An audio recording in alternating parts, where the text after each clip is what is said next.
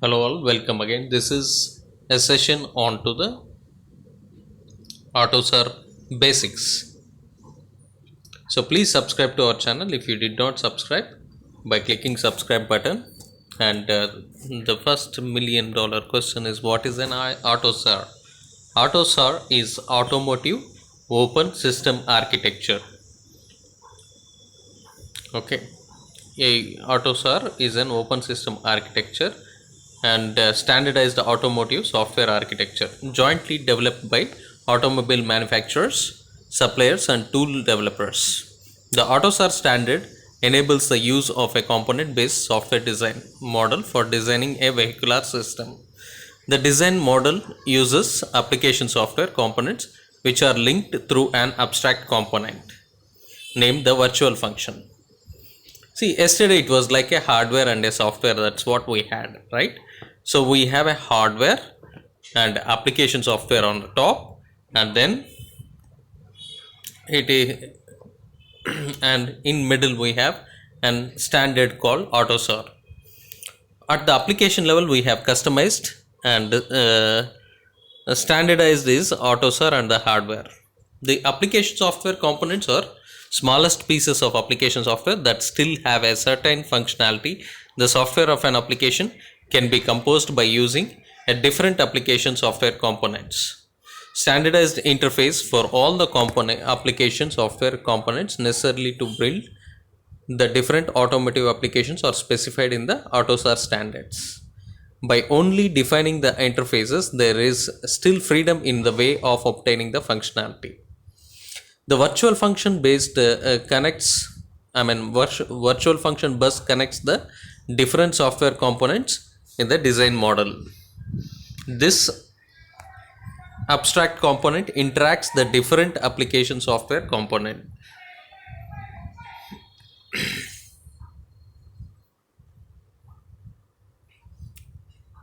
So, and handles the information exchange between them. So this abstract component interconnects the different application software component and handles the information exchange between them. The virtual function bus is the conceptualization of all hardware and system services offered by the vehicular system. This makes it possible for the designer to focus on application instead of the infrastructure software. By using the virtual function bus VFB, here afterwards we'll call it as VFB, the application software components do not need to know with which other application software components they communicate. The software component gives their output to the VFB, which guides the information to the input ports of the software component that need that information. This is possible due to the standardized interface of software components, which specifies the input and output ports as well as the format of data exchange.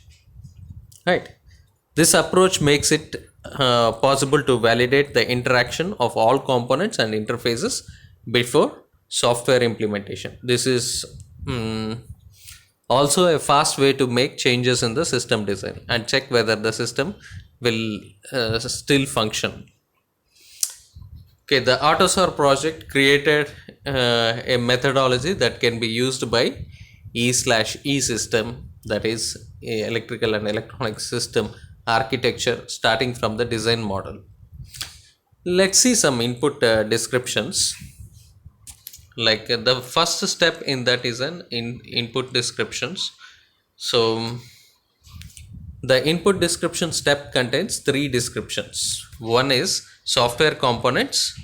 This description is independent of the actual implementation of the software component, and among the necessary data to be specified are interfaces and the hardware requirements. The second one is a system. The system topology interconnects between ECUs need to be specified together with the available data buses, used protocols, function clustering, and communication matrix and attributes. Example, data rates, timing or latency. So third one is software, hardware, right? So the hardware needs to be specified together with the signal processing methods and programming capabilities. Example of hardwares are processors, sensors, actuators, etc. And second step is system configuration. This step distributes the software component descriptions to different ECU, electronic control unit. This is an iterative process where ECU resources and system constraints are taken into account. For example, there needs to be checked whether the necessary communication speeds are met or not, something like that. Okay, and the third step is ECU configuration. In this step, software and runtime environment of each ECU is configured. This is based on the dedication of the application software. And fourth step is generation of software executables. Based on the configuration of the previous step, the software executables are generated for this step. It's necessary to specify the implementation of each software method component. This methodology is automated by using tool chains. All subsequent methodology steps up to the generation of executables or in exchange formats using XMLs and working methods for each step. To support the AutoSAR methodology, a meta model is developed. This is a formal description of all methodology related information modeled in UML. This leads to the following benefits. One is structure of information can be clearly visualized. Second is consistency of the information is guaranteed. Using XML, a data exchange format can be generated automatically out of the meta model and be used as input for the methodology. So hence easy maintenance of the entire vehicular system is possible. There are 4 types of membership for AutoSAR. One is core members, premium members, associate members and development members. Let's see one by one. Let's see core membership. Core membership is available only core membership only is available for leading manufacturers and tier 1. The other types of memberships are open to the other companies as well. So core members include the PSAs, Peugeot, Citroen, Toyota Motor Corporation, Volkswagen, BMW Corp, Daimler AG, Ford Company, Opel and automotive suppliers like Bosch, Continental AG and Siemens Video, etc. Benefits of AutoSAR are: one is OEM and second one is supplier, tool provider and new market entrant. Let's see step by step what an OEM does. OEM overlapping reuse of software modules, maintaining ability to complete on innovative functions, heightened design flexibility will be there. The simplification of the integration task, reduction of total software development. Coming to the suppliers, reduction of version proliferations, development of partitioning among suppliers, increase of efficiency in functional development, and then comes the new business models possible. So tool provider, common interface with the development process, seamless manageable task optimized like time dependent tool landscape. New market is transparent and defined interfaces enabled new business model. What are the pitfalls or path to a future where the automotive industry embrace and incorporate the AutoSAR vision? The first, industry needs to gain a common understanding on usage of the model at different levels of abstraction. AutoSAR are concrete design elements, while OEMs traditionally have focus on functionality. AutoSAR puts more responsibility on the OEM. The challenge is to transform functional requirements into AutoSAR components and put them together in a system. Just look at this and then you will get to understand. So I don't have time, I have to work. The introduction of AutoSAR in the form of predefined design elements can lead to a cultural clash in the industry. where the traditional development process is the waterfall model. The development of design elements in traditional top down, where the elements are um, a result of a stepwise refining of desired component concepts in the project. The introduction of AutoSAR is a restriction of development freedom. From early phases in the development, the resulting design must be aimed at AutoSAR. Unresolved technical issues might impede a migration to AutoSAR as well. Support from tools and interoperability, which is quite important, must be resolved before successful implementation. Even if all technical issues are resolved, the implementation of AutoSAR on a system level is a huge leap. The development process of vehicles E/E architectures are built on previous architectures. The scenario of an entire project starting from scratch embracing AutoSAR is not likely. So let's have a look at meta model. What all meta model architecture definition contains specifications how to model AutoSAR system. So have a look at this. So we have M3, M2, M1, M0. M0 realized system in the car implements a real system. M1 is the model of the system, defines a real system. M2 model of the model, that is meta model, defines AutoSAR model elements, modeling elements. And the model of the meta model, that is meta model, defines UML modeling. Okay, here if you properly see the packaging overview, you have a software component which is bilateral with common structure and bilateral with the ECU resource template and unilateral with system template, and ECU description will have communication with both the software component and ECU template, resource template. ECU parameter diet template will be communicating even with BSW module, and BSW module will have a bidirectional communication with the common structure and common structure. Once again, this is how the cycle would be. So all other top level packages aggregate meta classes from the generic structure. So we have a generic structure, right? So let's see layered architecture after this. So then you will get this is meta model overview. We will look at a layered architecture, then we will have a good understanding of it. See, at the bottom you can see like AutoSAR software component, interface, standard software. We have VFB and RTE relevant, and BSW buses, right? So these components are available. So when you see there at the bottom we have ECU hardware, then comes our AutoSAR runtime environment. So within that we have all the AutoSAR standards, standardized interface with operating system, and standardized AutoSAR interface services, standardized interface, and then communication will have the same, and AutoSAR interface, ECU abstraction layer, and standardized interface. So microcontroller abstraction will be there.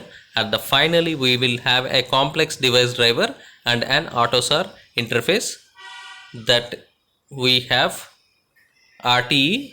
On top of it we have application software components, various application software components, so which we discussed at the beginning. This is how there is a hardware, then a standard, and on top of it we have application software. So classification of interfaces, there are three different types of interfaces in AutoSAR architecture, right? Standardized AutoSAR interface. A standardized AutoSAR interface standardizes within the AutoSAR project. Standardized interfaces is the second stuff. A software interface is called standardized interface. If a concrete standardized API exists, example OSCK, COM interface, COM receive signal and COM transmit signal, which are called by the RTE module. So we have AUTOSAR interface. So we'll see the layered architecture of it. An AUTOSAR interface describes the data and service required or provided by the component and specified and implemented according to the AUTOSAR interface. Definition language. An AUTOSAR interface is partly standardized within AUTOSAR. Example, OEM specific aspects. The use of AUTOSAR interface allows software component to be distributed among the several ECUs. The RTE on the ECUs will take care of making the distribution code transparent to the software components. See, you can see that right here, ECU resources, we have a basic software, middleware and software component. So this is whatever we specified, all those interfaces are available. The next question comes into our mind is, how are vehicle functions implemented today? Right, we learnt about the interfaces, but we need to find how they are implemented. Vehicle functions are implemented. Each function has its own system, although they may be communicating through a bus. Hardware and software are tightly connected, and each function has its own microcontroller. This is very important. And number of ECUs are growing fast. The same vendor supplies both the hardware and the software. There are no alternative software suppliers. That's you can say it's good for market, but at the same time it is a drawback also.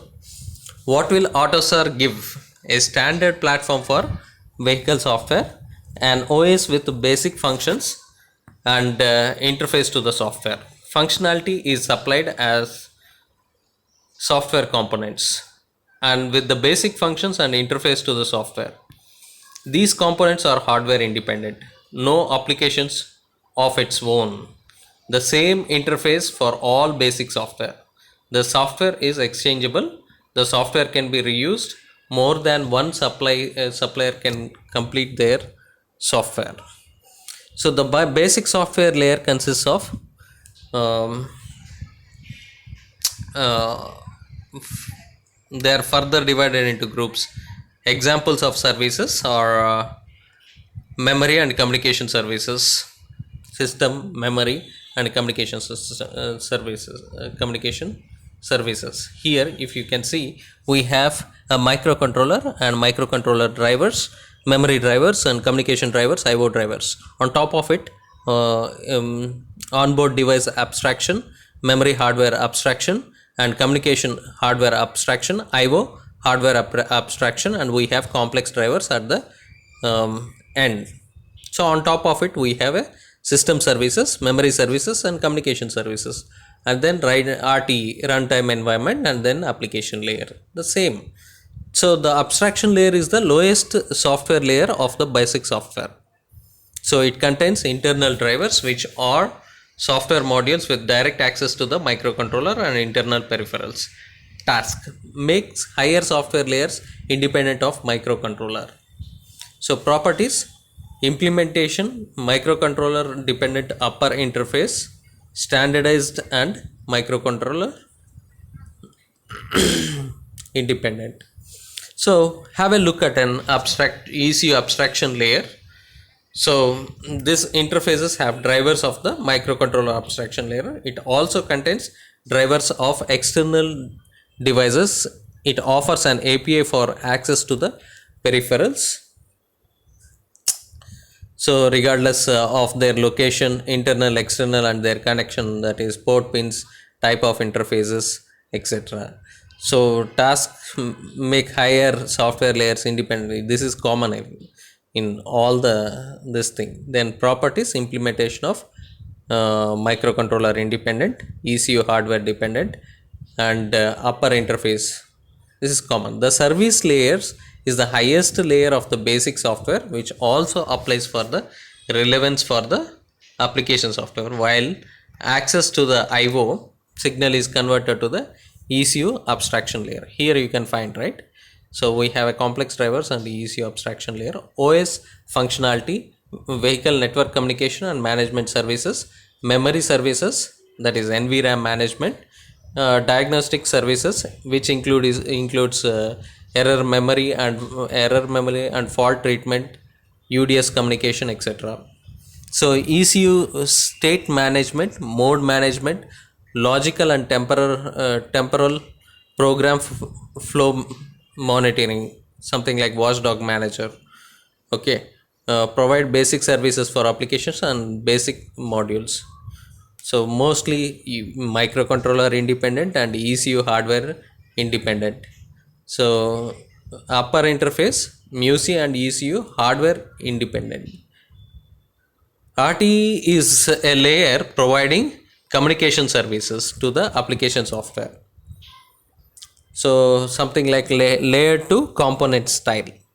And component communication, AUTOSAR software components communicate with other components like inter and intra ECU and or services via RTA. So once again, make AUTOSAR, the major task for it is make AUTOSAR software components independent from the mapping to a specific ECU. So properties of this RTE is ECU and application specific generated individually for each ECU, completely ECU independent, right? So see what are all the communication services available, then you will get an idea. See, we have an external controller, there is protocol SPI, microcontroller CAN, DIO driver, SPI handler, CAN driver, and this on the right we have communication drivers and left we have IO drivers. So that forms two layers, and on top of it we have a communication hardware abstraction, that is CAN interface with a transceiver and driver for external ANSIC and CAN transport protocol, J1939 transport protocol, and CAN state manager, CAN NM, generic NM, and rest all. We have a debugging, and we have a diagnostic diagnostic manager, AUTOSAR COM, etc. We will look into it, like CAN communication, the application layer and the RTA. Right, application written in the context of AUTOSAR consists of components. These components with each other via ports, component view. The communication between two components can consist of a signal or a whole signal group. From the view of AUTOSAR SWC, it is not known at the implementation time which communication media is used. All bus specific replications of the sent request by the SWC to underlying layers and bus specific timing behavior must be done by COM or by appropriate bus interfaces and drivers. RTE uses capability to send and receive signals of AUTOSAR COM. VFBs send modes corresponding to the transfer property of a signal transmission mode of an. Let's see transmission modes and transmit mode selection. COM shall provide different transmission modes for each IPDU. One is periodic and periodic, direct, end times, mixed, and none. Periodic means transmission occurs indefinitely with a fixed period time between them. Direct or n times event driven transmission with n-1 repetitions, that is 0 to n-1. Mixed periodic transmission with direct n times transmission in between. None means there is no transmission. These are all four modes available. Two of these transmission modes shall be supported for PDU so that it will be possible to switch between both modes during runtime. To decide which of the transmission mode is selected, COM shall provide the possibility to attach a condition each signal within IPDU separately. The attached condition on a signal for evaluating the transmission mode for IPDU is called transfer property. So a transfer property of a signal can either be triggered or pending. A transfer property of a signal with a triggered value causes an immediate transmission of IPDU except if the transmission mode periodic or none is defined for the IPDU.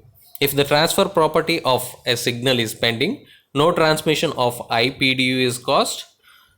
Because of IPDU can contain more than one single signal, there is need to method to derive the IPDU's transmission mode from the state of signals that are contained in one specific IPDU. For this method, within a single signal group are treated like normal signals. There is a defined transmission mode selector TMS. TMS is calculated by evaluating the transmission mode conditions, that is TMC, of a configurable subset of signals belonging to the specific IPDU. The TMS is defined to be true if at least one TMC of configurable subset of signal evaluates to true. If all TMCs value to false, then the TMS need to be defined to be false. If COM send signal or COM send signal group are called, the TMS of IPDU shall be recalculated. So sending a signal through a CAN communication stack, let's check it. So let's take an example of Hyundai chassis ECU with 27 microseconds for a signal to reach communication controller. This is how it is, right? Whatever we discussed just now, it is, you can have a look at it. We have an RTE, COM, PMR. This is how it looks. So in AUTOSAR, two types of SWC communication is available. One is intra and inter, right? So intra and inter communication, let's look at it how it would be. We have two ECUs, ECU1 and ECU2. See here how it is. See, we have a hardware at the bottom and AUTOSAR infrastructure, and then comes the ports, then comes the application, right? So MW hides the distribution and characterizes characteristics of hardware platform, right? Here the compliance is SWC must only call entry points in the RTE. I hope you got this point. So there is a client server communication, right? So a widely used communication pattern is distributed systems is client server pattern, in which the server is a provider of service and the client is the user of service. The client initiates the communication requesting the server performs a service, transferring a parameter set if necessary. So the server waits for incoming communication requests from a client and performs the requested services and dispatches a response to the client's request. The direction of initiation is used to categorize whether an AUTOSAR software component SWC is a client or a server. Okay, a single component can be both a client and a server depending on the software realization. The client can be blocked, that is in the synchronous communication, or non-blocked, that is asynchronous communication respectively, after the service request is initiated until the response of the server is received. The image gives an example how client server communication for a composition of 3 software component and 2 connections is modeled in the VFB view. Sender receiver, this is quite common. Solution for asynchronous distribution of information, whereas sender distributes the information of several receivers. The sender is not blocked, that means asynchronous communication, and neither expects nor gets a response from the receiver for data flow control. The sender component does not know the identity or the number of receivers to support transferability and exchange of AUTOSAR SWC, software component. If image illustrates example how sender receives communication is modeled in the AUTOSAR VFB. So you need to recollect the image which I spoke couple of pages ago. So central structural element component is there, and the AUTOSAR interface can either be a client server interface defining a set of operations that can be invoked, or a sender receiver interface which allows the usage of data oriented communication mechanism over the VFB. A port is either P port or R port. A port provides an AUTOSAR interface while an R port requires one. We have CAN driver. These things we already discussed. CAN driver is a part of the lower layer and offers the CAN interface uniform interface to use. It hides hardware specifications like CAN interface. CAN IF services for initiating transmission are offered by CAN driver, and it calls the callback functions of the CAN IF module for notifying events hardware independently. In addition, there are services provided by CAN driver module to control the state of all CAN controller belonging to the same CAN hardware unit. CAN hardware unit is represented by one CAN driver and each on chip or an external device. It may consist of one or multiple CAN controllers of the same type and one or multiple CAN RAM areas. A single CAN driver module can easily multiply CAN controllers if they belong to the same. So LPDU we already discussed in the CAN session. So please go through that, and we will straight away come into the communication manager. COM-M is a resource manager which encapsulates the control of the underlying communication services. It controls the basic software modules related to the communication and coordinates the bus communication access request. So COM-M shall simplify the usage of the bus communication stack for the user. It shall offer an API for disabling the sending of signals. So COM-M controls the starting and stopping of sending and receiving IPDUs via AUTOSAR COM. The NM is used by the COM-M to synchronize the control of communication capabilities across the networks. Then we have CAN or FlexRay or LIN-bus state manager, right? So CAN SM uses the API of the COM to control CAN related PDU groups, and it communicates with the CANIF to control the operating modes of CAN controller and to get notified by the CANIF about peripheral events. Next comes the network management modules. So the AUTOSAR NM, that is a network management interface, can only be applied to communication system that supports the broadcast communication and bus sleep mode. For network management data exchange, the PDU router module is bypassed. We have a DCM, that is diagnostic communication manager. The main purpose of DCM is providing an API for diagnostic services. Suppose I have a car, so to diagnose all the stuffs, to diagnose all the vehicles, we'll have this communication manager which manages everything.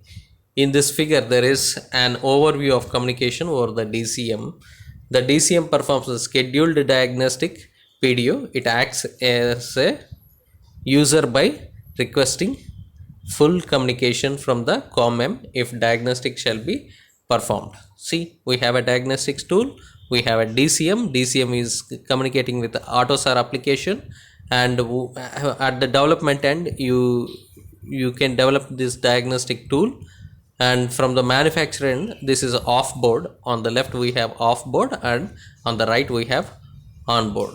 This is the overview communication between the external diagnostic tools and the onboard AUTOSAR application.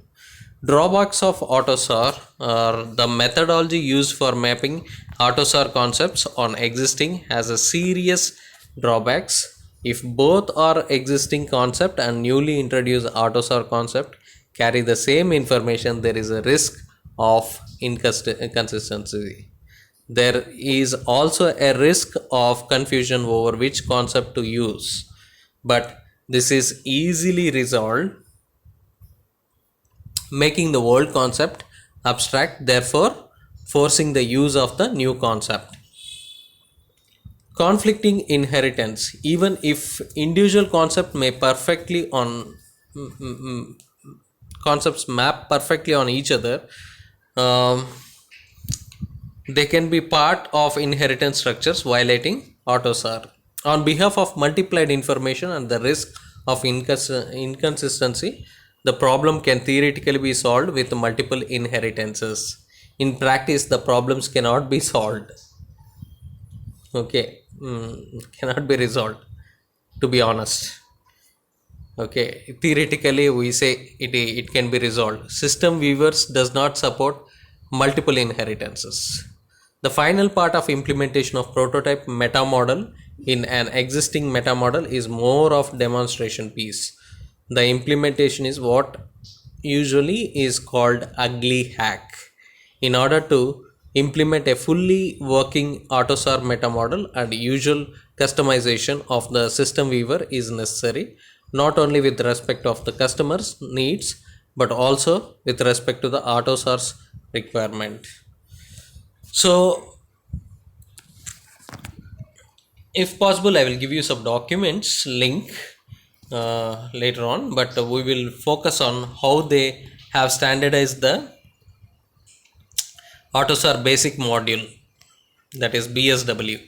So in every module there are standardized functionality. For example, ADC, analog to digital conversion. So we can develop a standard function, but the channel bit resolution interrupts might be changing based upon the microcontroller, right? If hardware changes, if we change the microcontroller, the bit resolution might change. Suppose I was using some uh, some ARM and I change it to the Renesas, the bit resolution changes. Some might be having 12 and some might be having 15. So in each module we can divide into two types: configuration files for hardware related information like channels, groups, pins, pin direction, resolution, and standard function for modules, main functionality. In each BSW, configuration files which are configured using tools, example EB Trasos, ECU Spectrum, DaVinci Configurator, we can generate configuration files and standardized functions which are defined as per AutoSAR SWS specification.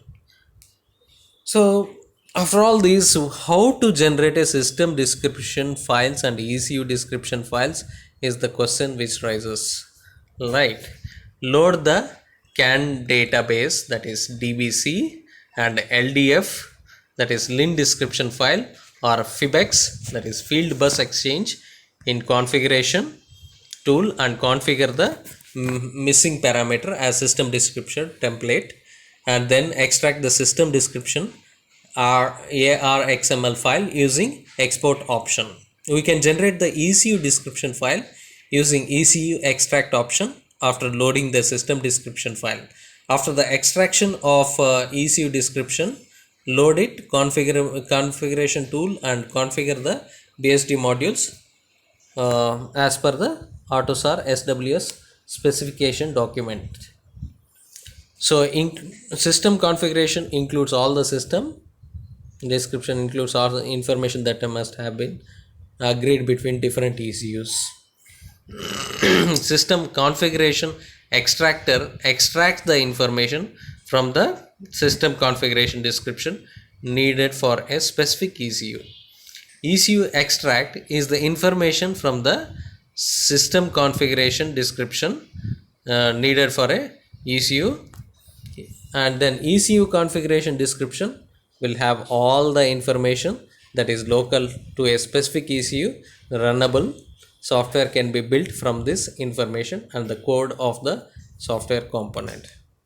So finally we will have a look at system and per ECU, have a look at it for some while, so you will understand what all we discussed so far.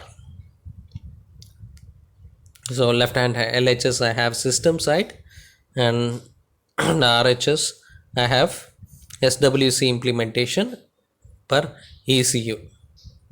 Autos are ECU configuration generator, decisions, example, scheduling, which has to come first, which has to come later. So this is how the model would be. So what all autos are tools available? So I'll provide you a table. Please kindly follow the table, read it properly, then have a look at it for a while. Like Arctic Core for BSW info, I'll just read out only one. You have a look everything. BSW Core and BSW configurator. We have BSW Builder and RTE Builder and SWC Builder. So for example, Continental have all these Cubas. Continental have their own, and then if you look at some other, ETAS has EB Tressos Autocore, Tressos Studio, everything. Freescale